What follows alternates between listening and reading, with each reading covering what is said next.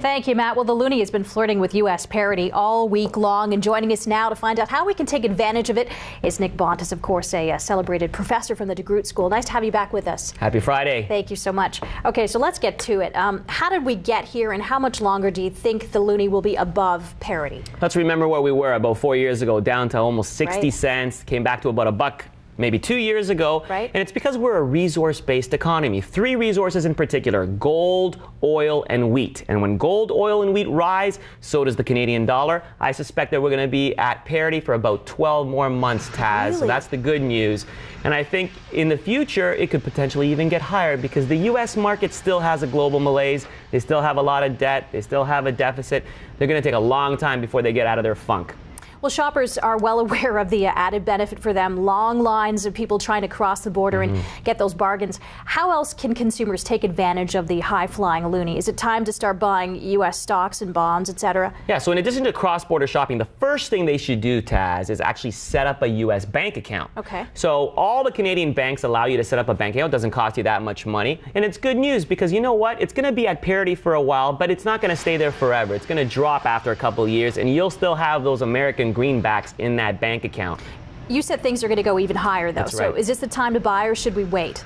If you tried to predict the exact time to get in, you and I wouldn't be sitting here in these positions, Taz, because we'd be having a fortune crystal ball and be multimillionaires. So the reality is we're already at parity. Go ahead and set up that U.S. bank account. And when it comes to shopping, be very careful. Some things are worth buying in the U.S., shoes, clothes, even real estate, and some things not yet. Here in Canada, we still don't have reconciliation of pricing. For example, books. You see the U.S. price, $29.95, the Canadian price, $34.95. Why is that? That's because the inventory still has to clear. Don't forget, those books were put in those bookstores several months ago. Okay. And it's going to take a while for those inventory turns to occur. And the other thing, of course, is automobile prices. We're never going to get near those U.S. automobile prices. You don't think so? What about even for the vehicles that are manufactured on this side of the border? Still doesn't matter. Doesn't matter. Still doesn't matter, It doesn't make sense. It's made here, made by Canadians. Why are we paying more for those goods? Well, if you have the guts and you have the smarts, you can go buy a U.S. vehicle in the U.S. My family did that a couple of years ago, saved a lot of money. So that's going to take a little bit of research for you to do, but you can go to a website to learn more about that, riv.ca.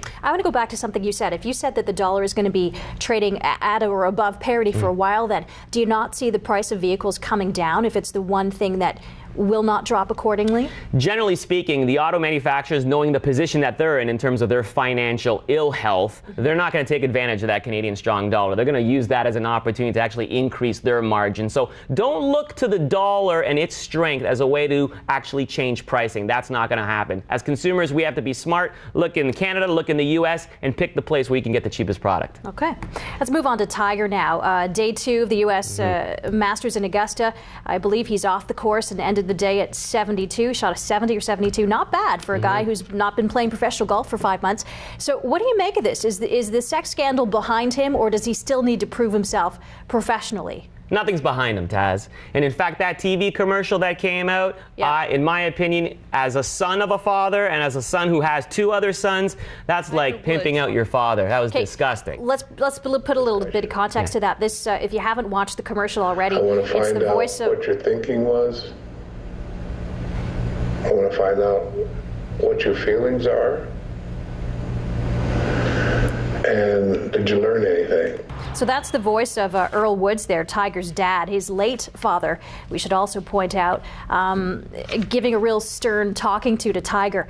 You know, personally, the first time I heard that, I thought that was pretty creepy. Yeah, it is. It is creepy. I mean, you know, you're supposed to honor your father, not pimp him out to make some money. And speaking of honoring your father, happy 70th birthday to my dad today. That's what Tiger should be doing. But you know what? What a wonderful, smart, amazing tactic. I'm going to put my business professor hat on right now, Taz, and say, brilliant move. 2 million hits in 48 hours on YouTube. Nike stock price up 2% in the last 48 hours.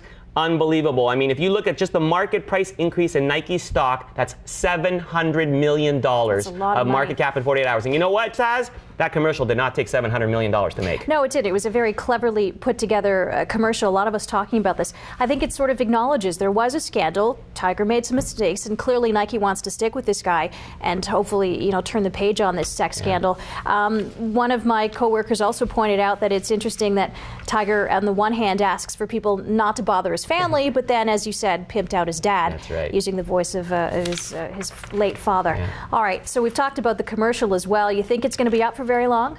Well, I think they're generating buzz, and that's what they want to do. You know, the buzz is all over YouTube, and then, you know, look at TV networks themselves. Everybody else is also showing the commercial, which means the actual ad agency out of Oregon, Whedon, I mean, they did such a smart job. They created the buzz. Now that Tiger's back in action. Okay, talking about buzz, a lot of buzz around the iPad. People lining up overnight. I can't believe it, because to me, in my opinion, it's nothing more than a glorified big cell phone. Do you see any pros, any cons? What are the pros? Well, you know what? You're right, Taz. It is a glorified cell phone. But you know what? The one thing about the iPad is it's kind of sleek and it's kind of cool. I was on vacation a couple of weeks ago and sitting by the pool area where all these people reading their e-readers. Did you buy one? I didn't. I'm reading the old-fashioned book. I like to change the pages. Okay. So the pros are that it's cool, it's sleek. The cons are too many.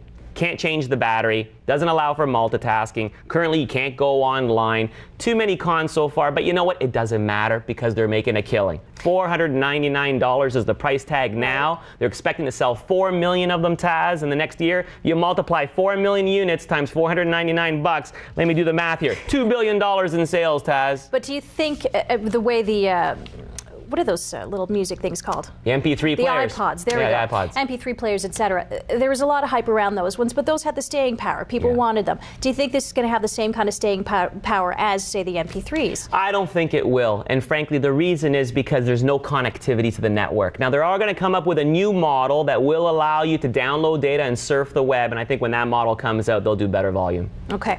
Quickly, now let's touch on WestJet's numbers. The last time you were on, a few weeks ago, you talked about the difficulty of keeping a Canadian-run, owned and operated airline afloat. And I think you said the problem was strictly geography at one point.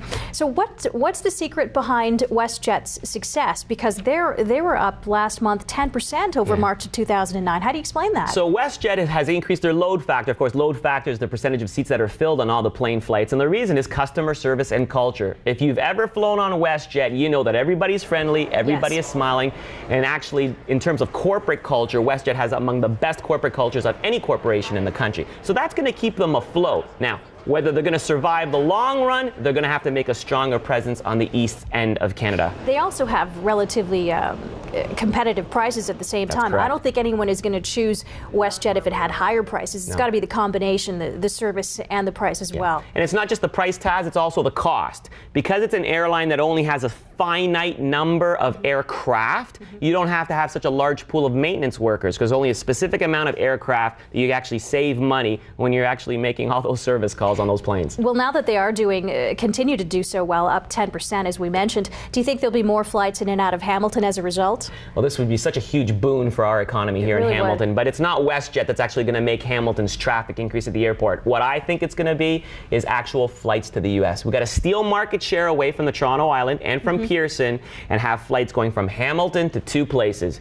New York City and Chicago. Make it very, very simple for business people between Oshawa and Niagara Falls to come to Hamilton, get through customs, and boom, go into the U.S. Very interesting concept. Well, we thank you for your time again. Always a pleasure to have you. That is Bontis on Business for this week. Check out his website at nickbontis.com.